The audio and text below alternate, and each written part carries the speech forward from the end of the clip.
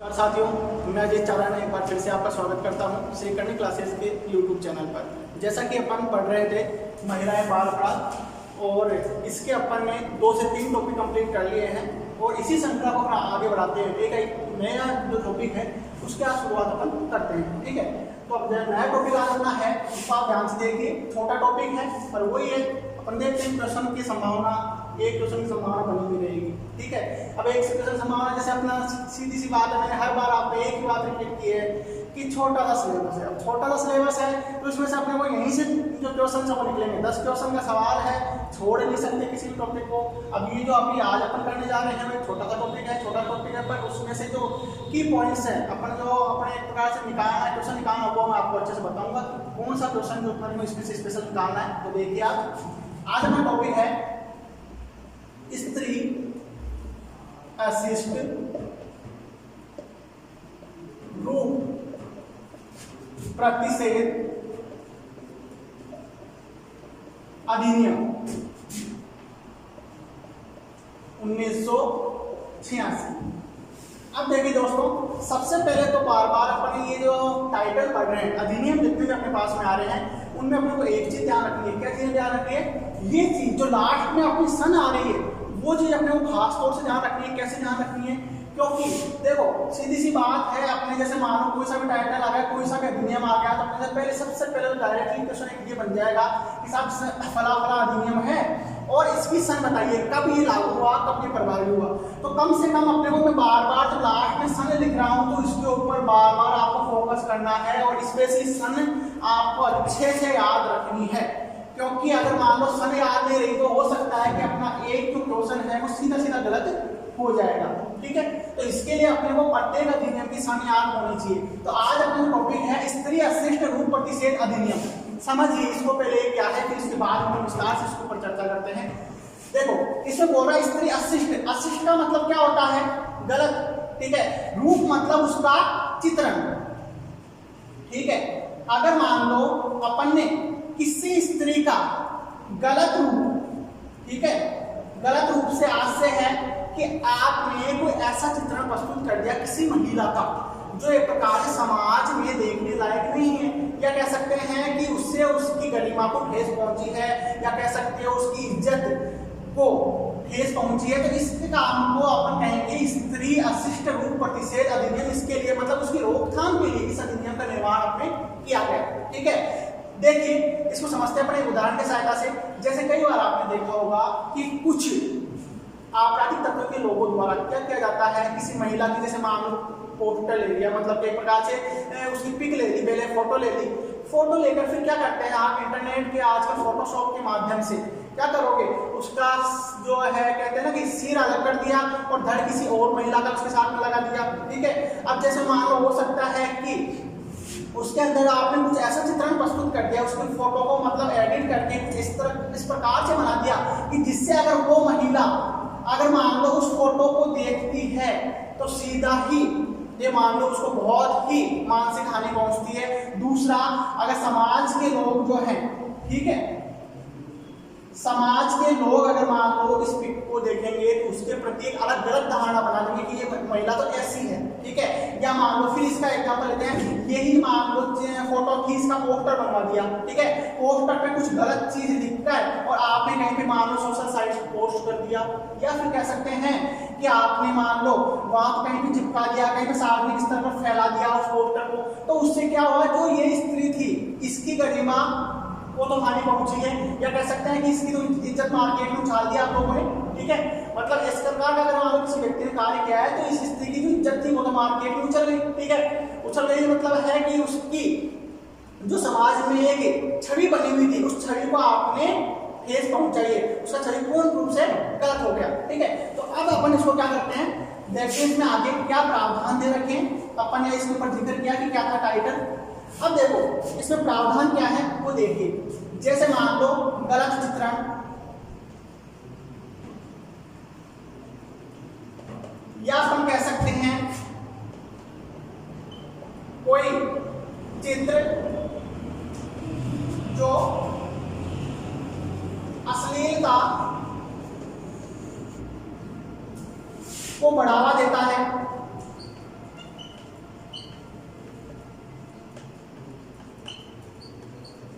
या कोई ऐसी टिप्पणी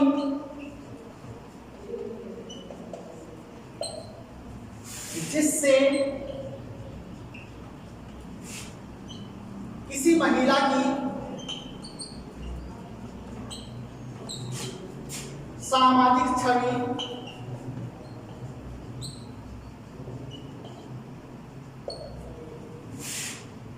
पर गलत प्रभाव पड़ता है।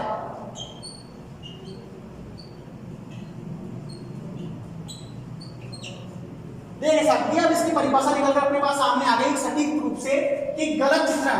जैसे मान लो इसके अंदर वो सारी बातें आ गई कि आपने कोई भी अगर मान लो पिक लिए, फोटो लिए, उसका आपने गलत चित्रण कर लिया, सार्वजनिक स्तर पर उसको फैला दिया या वायरल कर दिया, ठीक है। कोई चित्र जो अश्लीलता को बढ़ावा देता है, मतलब महिला का आपने कोई ऐसा चित्र ले लिया, उसके अंदर एडिट करके आपने कुछ ऐसी सामग्री जोड़ दी, ठीक है, या कह सकते हैं कि उसके अंदर कुछ ऐसी टिप्पणियां लिख दी या उसके अंदर कुछ ऐसे आपने कमेंट कर दिए जो स्त्री रूप को एक प्रकार से गलत दिशा में लेके जा रहा है, ठीक है, और अश्लीलता को बढ़ावा दे रहा है, तो वो भी क्या हो गया, एक प्रकार से इसका परिभाषा में आ गया।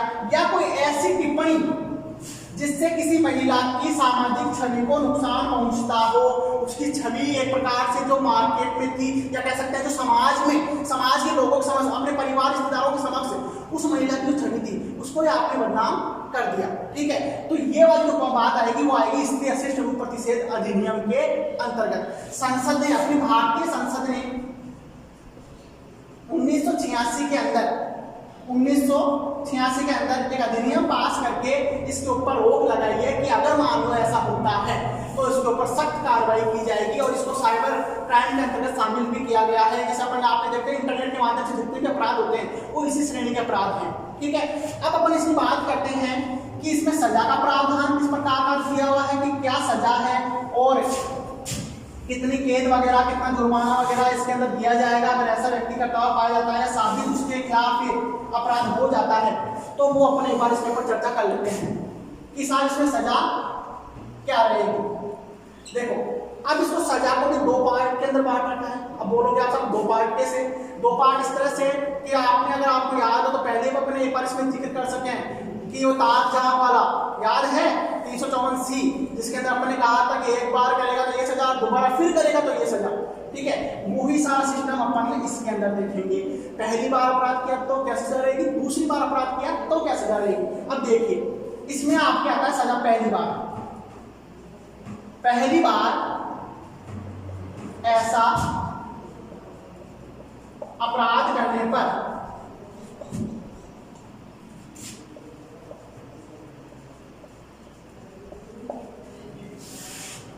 दो वर्ष की कैद और प्लस 2000 रुपए का जुर्माना।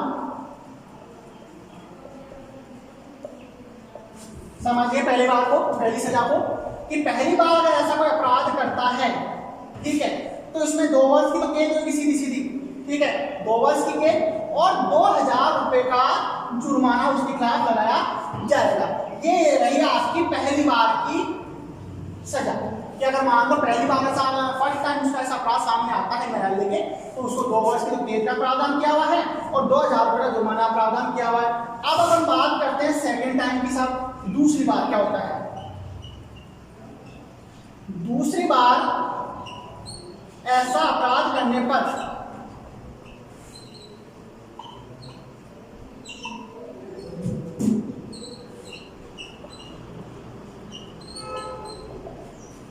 देखिए सजा 6 मास से 5 वर्ष की सजा, साथ ही आपके 10,000 से 1 लाख तक का जुर्माना।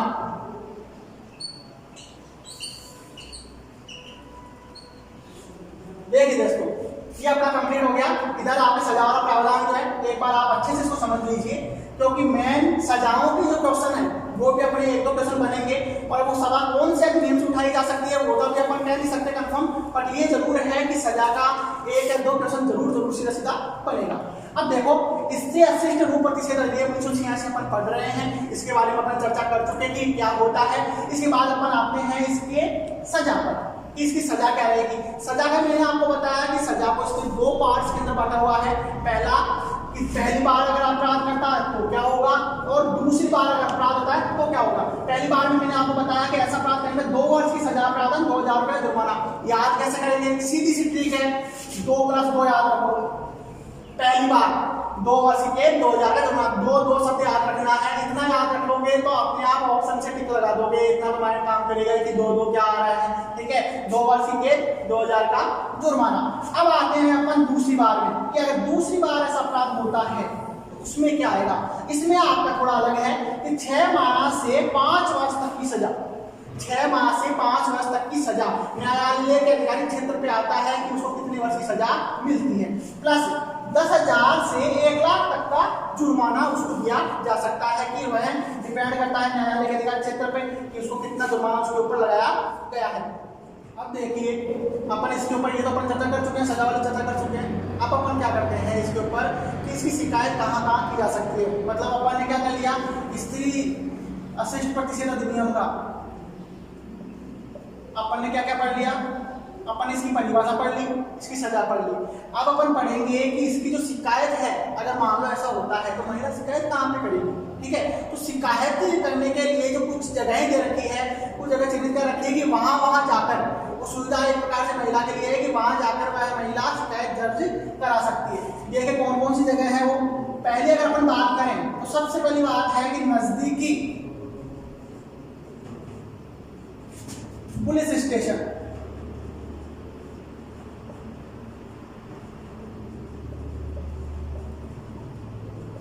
सबसे पहली शिकायत कहां करेगी महिला, नजदीकी पुलिस स्टेशन जाकर वह अपनी जो कोई भी अगर अपनी समस्या है तो उसके लिए कंप्लेंट दर्ज करवा सकती है।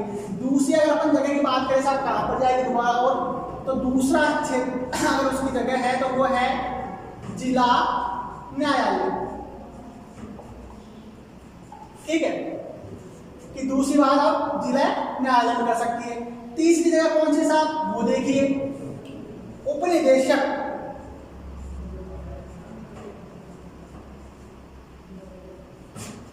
महिला एवं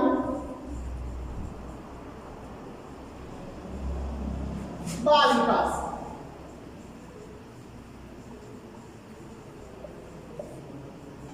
ये हो गया सब आपका तीसरा सेक्शन, जहां पर आप महिला या उसके संबंधित कोई रिश्तेदार कोई भी जाकर आपकी समस्या जो है उसकी कंप्लेंट दर्ज करा सकता है कि स्त्री अशिष्ट रूप से प्रतिषेध अधिनियम के अंतर्गत जाकर। ठीक है, चौथा अपन देखते हैं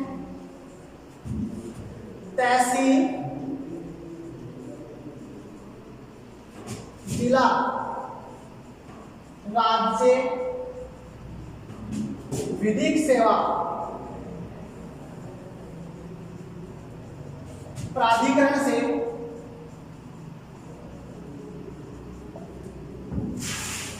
निःशुल्क, अच्छे से सुनिए इसको मैं समझाऊंगा वैसे भी आपको, निःशुल्क परामर्श विधिक सहायता,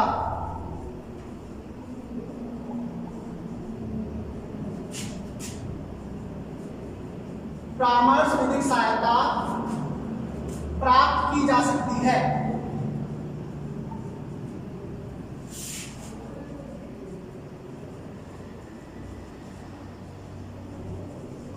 अब देखिए दोस्तों, अपन इसको एक बार देखते हैं। ये जो 3 पॉइंट है ये एक है, और ये जो आपका पॉइंट है चौथा वो अलग चीज है। तो इसको अपन एक बार साथ में समझ लेते हैं। देखिए मैंने कहा आपको कि जो आपकी शिकायत है वो कौन सी जगह जाकर कराई जा सकती है, किससे संबंधित, स्त्री अशिष्ट रूप प्रतिषेध अधिनियम से संबंधित। तो उसके अपन ने 3 जगह बताई है। पहली कौन सी है, नजदीकी पुलिस स्टेशन में जाकर। नजदीकी से मतलब है कि आपके क्षेत्र का जो भी पुलिस स्टेशन है वहां पर जाकर आप अपनी कंप्लेंट दर्ज करवा सकते हैं कि ऐसे किसी व्यक्ति ने मेरे साथ में ये कार्य किया है, या मेरे जो मामले पर मेरी इज्जत के ऊपर उंगली उठाई है उसने, तो वो वाली बात जो हो गई कि मान कोई भी चित्रण किया है, कोई फोटो वगैरह अपलोड की है, सार्वजनिक रूप से उसको वायरल कर दी गलत तरीके से, तो आप जाके पुलिस स्टेशन पे कंप्लेन आपकी करवा सकते हैं। दूसरी जगह साहब की दूसरी जगह आप कौन सी जगह पर कंप्लेन करा सकते हैं, तो वो आपका हो गया जिला न्यायालय। ठीक है, जो हर जिले में जिला न्यायालय होता है, तो वहां पर भी जाकर आप अपनी शिकायत दर्ज करा सकते हैं। तीसरे नंबर पे आता है साहब उप निदेशक। अब इस शब्द को देखिए, उप निदेशक महिला एवं बाल विकास। तो महिला एवं बाल विकास कल्याण मंत्रालय का बना हुआ है और उसमें संस्थाएं भी आपके समाज सेवी संस्थाएं बनी हुई है, तो उससे संबंधित आपके अधिकारी की नियुक्ति भी की हुई है उप निदेशक। तो आप उससे जाकर भी क्या कर सकते हैं, कंप्लेन दर्ज करा सकते हैं। तो ये तो हुई आपकी शिकायत की बात, सब शिकायत कहाँ पे दर्ज करवाई जा सकती है। अब अपने चौथा पॉइंट अलग क्यों है, मैंने इसको अलग क्यों किया है वो देखिए। तहसील जिला राज्य विधिक सेवा प्राधिकरण द्वारा, ये लाइन अच्छे से याद करना, तहसील जिला राज्य विधिक सेवा प्राधिकरण से निःशुल्क परामर्श विधिक सहायता। निःशुल्क, इस शब्द को आप अंडरलाइन कीजिए, निःशुल्क मतलब महिला चाहे तो, जैसे मान लो अधिकतर होता है, अधिकतर महिलाओं को ये पता नहीं होता है कि मेरे कानूनी राइट्स क्या है, मेरे अधिकार क्या है, कहाँ पे मैं कंप्लेन करूँ, किस प्रकार कंप्लेन करूँ, कंप्लेन करने के आधार पर उसको सजा क्या होगी क्या नहीं होगी। तो मतलब ये कानूनी जो जानकारी है तो ये निःशुल्क दी जाएगी महिला को, किसके द्वारा, तहसील जिला राज्य विधिक सेवा प्राधिकरण द्वारा। ठीक है, तो वहां से वह क्या कर सकती है, निःशुल्क परामर्श विधिक सहायता प्राप्त कर सकती है। तो ये अपना इस प्रकार सजा का प्रावधान हो गया और सजा के बाद में शिकायत का प्रावधान हो गया, शिकायत कहाँ पर की जा सकती है। अब इसमें एक छोटी सी बात और है, वो आप एक बार और नोट कर लीजिए,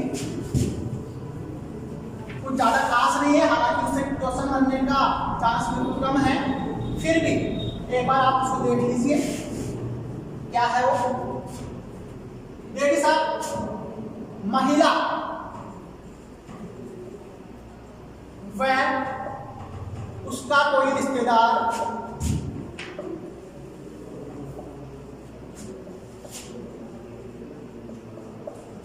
या कोई समाज सेवी संस्था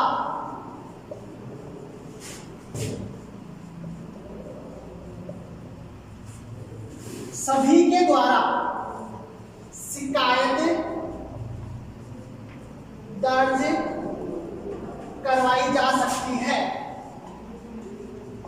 अब इसके अंदर ये जरूरी नहीं है कि साहब महिला खुद जाए, मतलब जिस महिला के साथ में मानव कृत्य हुआ है या जिस महिला के खिलाफ पोस्ट वगैरह डाली गई है, ऐसा चित्रण किया गया है, वो महिला खुद जाकर ही कंप्लेन दर्ज कराए। उसके अंदर महिला खुद भी जा सकती है, कोई रिश्तेदार भी जा सकता है, या कोई समाज सेवी संस्था जो रजिस्टर्ड समाज सेवी संस्था है वो भी जा सकती है और कंप्लेन दर्ज करवाई जा सकती है। या आप घर बैठे जो टोल फ्री नंबर होते हैं,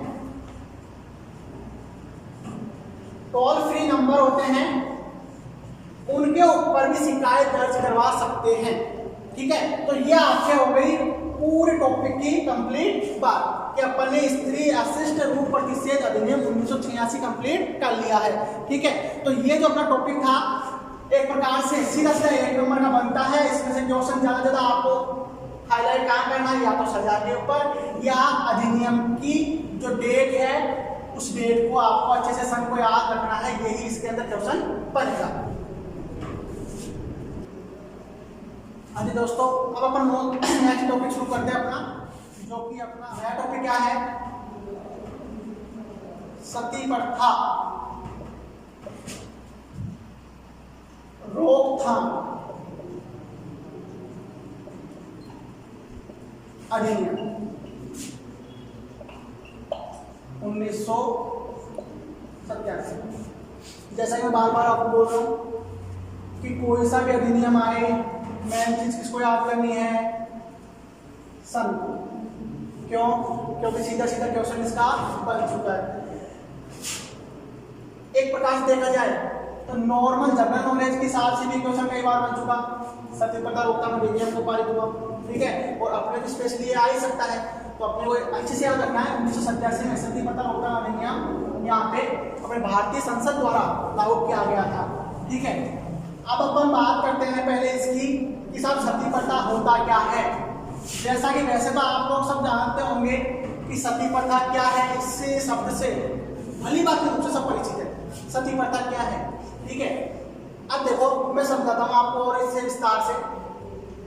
पहले के समय में क्या होता था कि एक प्रकार से जैसे मान लो किसी महिला का पति अगर मर गया है तो उसके साथ में जो उसकी पत्नी होती थी उसको भी उसके चिता के साथ ही जला दिया जाता था, जला दिया जाता था। अब इसमें क्या होता था, कई पत्नियों की अगर बात करें तो साहब इसके अंदर ऐसा होता है कि इच्छा होती थी किसकी, कि साथ जलने की, साथ में जलने की, श्रम की इच्छा होती थी। क्योंकि ये अपन कह सकते हैं कि अपने पति से उनको इतना प्यार होता था और अपने मतलब बिछड़ कर वो जिंदा नहीं रहना चाहती थी कि मैं तो मेरे पति के साथ ही जाऊंगी, ठीक है। तो वो पत्नियां तो क्या करती थी, महिलाएं क्या करती थी कि अपनी इच्छा से सतीत्व को अपना लेती थी, मतलब है उनकी चिता के साथ भी खुद को भी उसे अग्नि में झोंक देती थी और उनके साथ ही चली जाती थी। तो वो तो होगी साहब इच्छा वाली बात।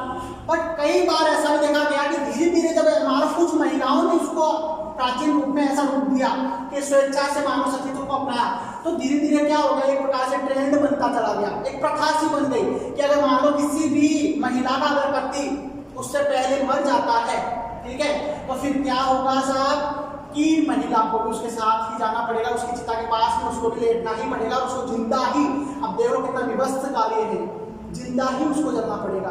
अब आप सोचकर एक प्रकार से अनुमान लगा सकते हो कि किसी महिला को आप मान लो जिंदा आग में बिठा दो और वह जिंदा सही उसकी सांसें चल रही है और उसको पल पल तड़प तड़प कर जिंदा जलकर मरना पड़ रहा है, तो कितना ही एक प्रकार शर्मनाक कार्य है, ठीक है।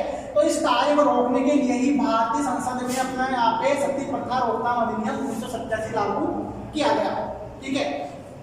और इसके लिए अपने 1988 में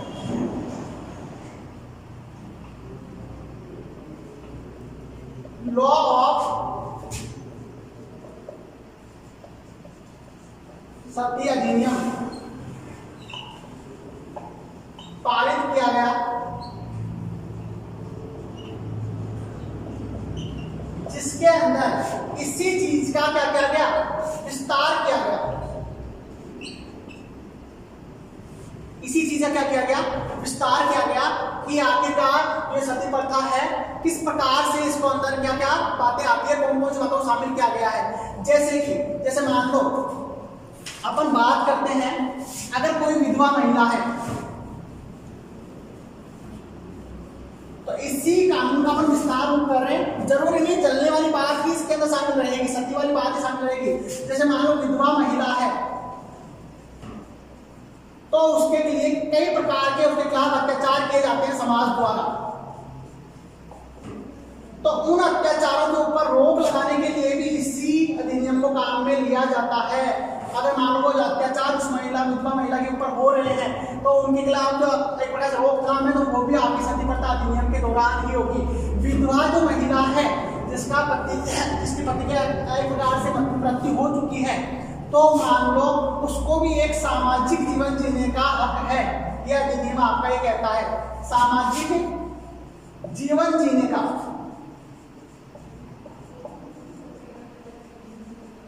सामाजिक जीवन जीने का हक है। वह भी एक समाज में एक आम इंसान की तरह समाज की मुख्य धारा से जुड़कर अपना सामाजिक जीवन यापन कर सकती है। पर आप उसको बार बार टॉर्चर कर रहे हो, ये मतलब एक प्रकार से गलत उसके साथ में अत्याचार शोषण वगैरह किए जा रहे हैं, तो वो गलत है, ठीक है। तो इसीलिए सती प्रथा रोकथाम अधिनियम बनाया गया। अब अपन देखते हैं कि यदि आपके भारतीय संसद ने 87 में आकर इसको लागू किया, अधिनियम बनाया, इससे पहले भी इसकी क्या कोई व्यवस्था थी, ठीक है, तो वो अपन देखते हैं। सर्वप्रथम अब बात करते हैं क्यों सन यहीं से बनेगा साहब, पर सन का जो मुख्य है वो यहीं से बनेगा है, ठीक है। सर्वप्रथम सती प्रथा अधिनियम कब बना, तो आप देखिए 1829 में, ठीक है, 4 सितंबर, डेट याद रखना, 1829 4 सितंबर में बंगाल सती